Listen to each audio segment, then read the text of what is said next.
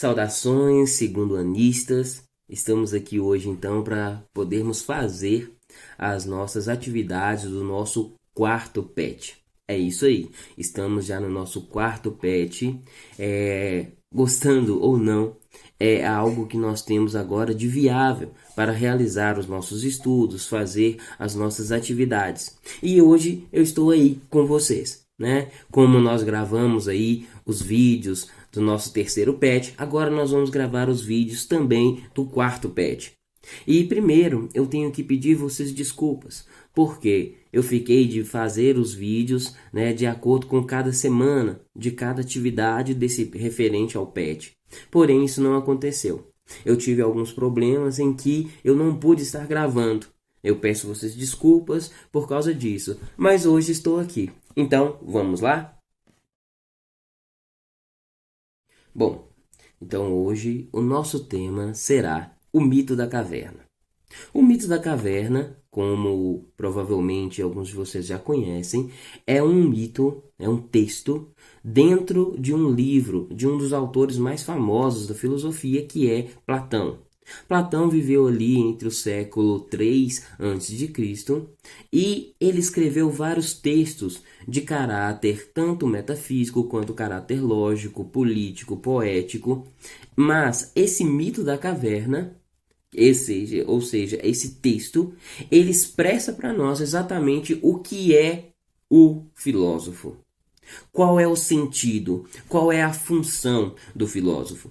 Pois ali nele demonstra claramente o que é ser sábio e o que é viver na ilusão.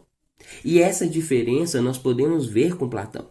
Veja só, eu vou colocar aqui para vocês algumas imagens e a partir dessas imagens eu vou explicando o próprio mito da caverna, para que você possa lembrar ou até mesmo conhecer esse mito. Mas antes disso, saiba que esse mito foi escrito dentro de uma obra chamada A República. Platão, na obra A República, ele expressa exatamente o que ele achava que seria a forma ideal de se governar, a forma como o governante deveria agir, a forma como as pessoas deveriam se comportar na sociedade. Mas para isso, ele também expressa como é a visão do filósofo. Por que isso? O que tem a ver a política, a forma de governo com o filósofo? Porque para Platão, o governador, ou seja, o rei, deveria ser também um filósofo. Ele não falava necessariamente dele, mas ele falava das atribuições do próprio rei. Porque o rei, sendo filósofo, ele saberia realmente como deveria se portar com os seus súditos, com o povo, ok? Mas vamos lá. Bem, o mito da caverna inicia da seguinte forma. Existiam vários homens, várias pessoas presas, amarradas, acorrentadas no fundo da caverna, onde a única forma que eles tinham de enxergar algo era o fundo da caverna. Eram as sombras que eram feitas no fundo da caverna, onde eles estavam sempre direcionados. Presos ali, eles viam as sombras se movimentando, viam que as sombras elas andavam para um lado e para o outro e elas tinham formas diferentes. Porém, aqueles homens que estavam presos ali também escutavam sons, escutavam ruídos, escutavam gritos. E eles achavam que aqueles gritos, aqueles sons pertenciam àquelas sombras. Então, aquelas sombras com aqueles sons eram a verdade. Por quê? É a única coisa que aquelas pessoas que estavam presas ali tinham como fundamento, tinham como base de uma realidade. Atrás das pessoas que estavam amordaçadas tinha uma grande parede, mas através dessa parede existia uma grande luz. Essas pessoas que estavam presas sabiam que tinham essa luz, até porque essa luz era um motivo deles conseguirem enxergar alguma coisa em meio à escuridão que era o fundo da caverna. Mas eles imaginavam que aquela luz vinha de um grande fogo, porque eles podiam sentir um calor. Eles sentiam um aquecimento através daquela luz. E, com o passar do tempo, aquela luz sumia e as imagens também desapareciam. Ou tudo ficava escuro. Vamos imaginar o que seria isso. Mas, logo ao passar do tempo, novamente, aparecia-se essa grande chama que também vinha a sua luz e o seu calor. Eles não sabiam, mas existiam além daquela parede e daquela caverna uma outra parede, aonde passavam-se pessoas. E era através dessas pessoas que passavam ali imagens e sons na caverna.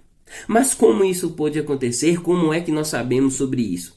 Porque, por algum mistério, alguma coisa que nós não podemos justificar agora, uma das pessoas que estava ali presa, amordaçadas, estavam ali acorrentadas, ela conseguiu se soltar. E conseguindo se soltar dessas correntes, ela então vai em direção à luz. Ela vai em direção a esse calor. E através dessa ida, ele se sente amedrontado.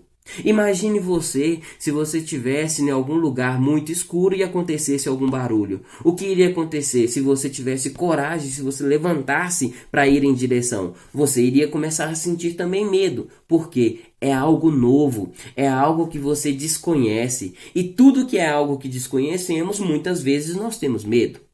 E a partir desse momento, então, essa pessoa que se levanta, que perde, né, aquele momento de prisão e ela começa a enxergar a liberdade, ela vai caminhar em direção à luz, que ele achava que seria um fogo que iluminava e que aquecia o fundo da caverna. Caminhando então aquela pessoa sentindo dores, porque ela nunca tinha enxergado a luz diretamente e ela estava se defrontando com ela, muitas vezes se deparando com realidades que ele nunca tinha visto, porque ele sempre viveu preso naquela caverna. Ela então começa a conhecer coisas novas, inclusive a parede onde ele via pessoas andando. Essas pessoas andavam segurando coisas, puxando coisas, objetos, animais, falavam línguas diferentes, falavam sons diferentes, e era exatamente esses sons que vinham até o fim da caverna. E essa pessoa então, saindo da própria caverna, ela enxerga uma luz gigantesca no céu, o sol. E ele começa a perceber então que aquele fogo, aquela luz, na verdade era o sol. Só que como eles ficavam presos, eles não sabiam nada disso. Então, aquela pessoa, ela passa a conhecer um mundo novo, uma realidade nova, uma situação nova. E o que vocês acham que aquela pessoa foi fazer? Ela então, descobrindo tudo de novo e descobrindo realmente a verdade, ela volta ao fundo da caverna. Mas para que voltar à caverna? Ele volta à caverna para também falar a verdade para os seus amigos, para seus companheiros, as pessoas que estavam ali presas. Aí você pode se perguntar, mas então o que aconteceu? É um final feliz, como os contos de fadas, como as histórias que a gente sempre viu quando crianças? Infelizmente, e muitas vezes, não. Essa pessoa que se libertou voltou à caverna e ela tentou também contar aos seus a verdade. Mas a verdade não foi aceita. Por quê? Muitas vezes nós temos medo de entender a verdade. E muitas vezes nós duvidamos de outra verdade, porque a verdade, para mim, é aquilo que eu estou vivenciando.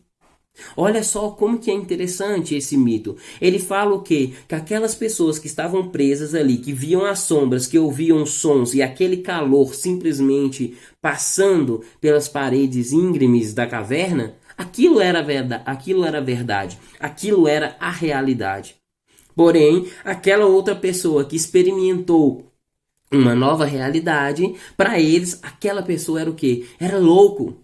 Para eles, aquela pessoa, ela simplesmente falava mentiras. E o fim dessa nossa história é que aquelas pessoas que não aceitaram a liberdade colocada por aquele que se libertou, ou não aceitaram a verdade que foi dita, fizeram com que aquele outra pessoa fosse excluído.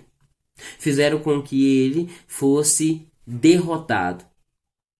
Então, caríssimo aluno, caríssima aluna, terminamos aqui a nossa ideia do mito da caverna. A ideia de que Platão tem aqui enquanto o que deve ser o filósofo, o que deve ser o sábio, o que deve ser um governante, como ele diz na República. Vamos fazer aqui um paralelo rápido para que você possa entender que uma coisa está ligada à outra. A partir do momento que você se torna um filósofo, você busca então conhecer a verdade. Se você parar para pensar, todas essas nossas atividades que nós vimos, todas as nossas questões, nós falamos exatamente sobre aquilo que é realmente algum assunto. Nós falamos aqui sobre a vida, sobre a felicidade, sobre a morte. Nós vimos questões aqui que abordam sobre a nossa realidade, a nossa própria existência, a nossa própria essência. Isso é o que nós vamos entender como realidade e como verdade. E vocês vão ver que as nossas atividades, todas elas abordam exatamente isso. Porque é necessário conhecermos tanto quanto a nós mesmos, como a própria realidade do mundo. Ok? Então, o governante, sendo um filósofo, ele vai conhecer as verdades das coisas e poderá ajudar a sociedade a ser melhor. Porque a filosofia ela tem como princípio a ideia do ser e do mundo, mas ser o quê? Ser a verdade. Né? Se nós pararmos para pensar como um senso crítico, nós vamos ver que se muita coisa fosse levada em consideração com a verdade, não existiria o quê? As injustiças, não iriam existir os roubos, não iria existir as mentiras, porque se o propósito final é a verdade em si é a própria felicidade. Ok? Então fica aí as nossas atividades. Espero ter explicado para você o que é o mito da caverna, um pouco sobre a ideia de Platão, ok? E vamos então às nossas atividades. Bem, iniciando aqui então as nossas atividades, são apenas 3 questões e são bem tranquilas, né? Se você entendeu bem o que é o mito da caverna, você vai conseguir fazer essas atividades de uma forma paralela e bem tranquila, ok? A primeira questão. Quando buscamos o termo ostentação no dicionário, encontramos que significa a exaltação dos bens materiais, expressando a riqueza e o luxo. No popular, é o contar vantagem, buscando reconhecimento dos outros para si. Nessas últimas décadas, com o auge das redes sociais, essas práticas têm sido frequentemente e muitas vezes expressa o ter e o esquecer o ser. Fazendo um paralelo com o mito da caverna, faça uma análise desta prática e apresente os benefícios ou malefícios dessa cultura na vida do indivíduo. É bem tranquilo, você vai poder avaliar aí como que funciona essa nossa cultura da ostentação. E é engraçado nós pensarmos, esse engraçado não é engraçado porque é divertido, mas é quase que uma crítica que eu faço. As pessoas muitas vezes elas ficam sendo influenciadas pelas redes sociais, pelos modos de comportamento dos outros, e muitas vezes é proposto a nós fazermos aquilo que o outro faz. E isso é muito mais complicado. A gente às vezes esquece de colocar o pé no chão e analisar o que eu quero fazer ou o que eu posso fazer, né? Se nós pararmos para pensar, falta em nós aquilo que nós chamamos de identidade, ou seja, a identidade própria da pessoa, né? A gente muitas vezes está se importando demais com o Facebook, com o Instagram, com o WhatsApp, com as redes sociais, e a gente esquece que nós temos uma característica particular e uma característica especial e específica que é nossa. E nós devemos ser nós mesmos, tá? A sociedade, ela é feita exatamente das diferenças. Ela é composta pelas especificações de cada um. E aí nós devemos ser, então. E você pensa, o que isso tem a ver com o mito da caverna? O que tem a ver com o mito da caverna é exatamente caminharmos em direção da luz da verdade. Nós precisamos ir em direção daquilo que é verdadeiro e não ficar preso às imagens que são mostradas a nós. Eu vejo isso acontecendo de uma forma gigantesca, principalmente com jovens como vocês. Vocês se prendem muito às aparências das coisas que estão sendo mostradas a vocês e não analisam aquilo que tem por trás. Não estou falando que é errado você admirar a aparência, mas é errado você fixar naquilo e imaginar que aquilo é a única coisa válida. Nós precisamos enxergar muito mais do que uma parede que está sendo mostrada imagens sombrias. E quando eu uso a palavra sombria, eu não utilizo no sentido de trevas, eu não utilizo no sentido de errado, eu utilizo no sentido de turvo, no sentido onde você ainda não enxerga o todo. Pois você fará uma boa avaliação quando você passar a enxergar o todo, aquilo que é realmente válido. Ok? Então tá aí, basta você escrever de um sentido tranquilo, fazendo um paralelo, faça uma reflexão em cima do que está acontecendo conosco hoje. Principalmente agora, nesse período de pandemia, nós estamos utilizando muito mais as redes sociais, a internet, nós estamos vendo mais televisão, nós estamos escutando mais coisas e nós precisamos ser mais nós mesmos, ok? Vamos então aqui à nossa questão 2. Estamos em um período em que somos bombardeados o tempo inteiro de informações sobre a Covid-19 e suas consequências em toda a realidade global. Os meios de comunicação têm vinculado orientações relativas ao cuidado com informações falsas, as fake news, e as sanções penais a esse respeito. Portanto, não basta conhecer os fatos. É necessária uma análise criteriosa para existir um conhecimento que expresse a situação em si. Em um breve texto, analise o real objetivo das fake news, que, com o mito da caverna, aparecem como ideias das sombras, distorcendo a realidade. Qual seria a solução que devemos adotar em nossas vidas em relação a esses fatos? Bom, nós temos que entender que essas fake news elas têm vindo com muito mais força em 2018. Ela apareceu muito forte para a gente. O que seria isso? São notícias, são argumentos que simplesmente surgem do nada e estão conduzindo as pessoas a uma verdade sem nenhuma verificação. Aí vocês vão falar assim, mas você utilizou a palavra verdade, então você está falando que a fake news ela é verdadeira? Não é isso. Eu estou utilizando que a fake news ela conduz você a acreditar em uma verdade. Lembre-se, como eu falava no mito da caverna, as pessoas que estavam presas enxergando as sombras, ela acreditava que aquilo era a verdade. E as fake news elas vêm exatamente com esse sentido, de criar verdades para que você possa ser conduzida por elas. Entende? Então, qual seria as nossas medidas? Como seria uma solução para isso? Eu quero ver a sua opinião quanto a isso, ok? Então é bem tranquilo, você vai dar a sua opinião a respeito de como solucionar o problema das fake news, tá? Lembre-se, o mito da caverna já dá as pistas para a gente resolver isso aí. Vamos aqui então à nossa terceira questão. Nessa terceira questão, antes de começarmos a fazer a leitura, eu tenho que passar para vocês o seguinte. Sócrates, ele foi um mestre de Platão, ele foi um professor de Platão. E Platão, reconhecendo então sua linha de pensamento, reconhecendo seus ensinamentos, coloca Sócrates como seu personagem principal em suas obras, em seus livros, em seus textos. Sócrates, escrito por Platão, é um personagem. Não é o próprio Sócrates que viveu, que ensinou. Mas Platão acredita que é uma forma de agradecimento, é uma forma de dar mérito ao seu mestre, colocando ele como um interlocutor dentro daquele texto.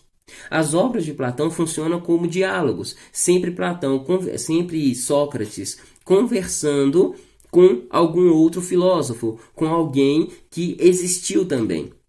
Só que é interessante que muitas vezes Platão utiliza filósofos que nunca teve contato com Sócrates, mas os dois debatem algumas teorias e alguns pensamentos para tentar ver a qual pensamento seria o mais interessante. É a forma de que nós chamamos de dialética, em que a gente avalia um ponto e o outro e vê qual é a conclusão dada a ela. Ok? Então, muitas vezes que você for ver assim, e Sócrates disse, aí tem que saber avaliar se foi o próprio Sócrates que viveu ou se foi o Sócrates personagem de Platão. Mas isso aí é só simplesmente uma questão de curiosidade e que você saiba que Platão ele sempre coloca o personagem principal dos seus textos chamado Sócrates, ok?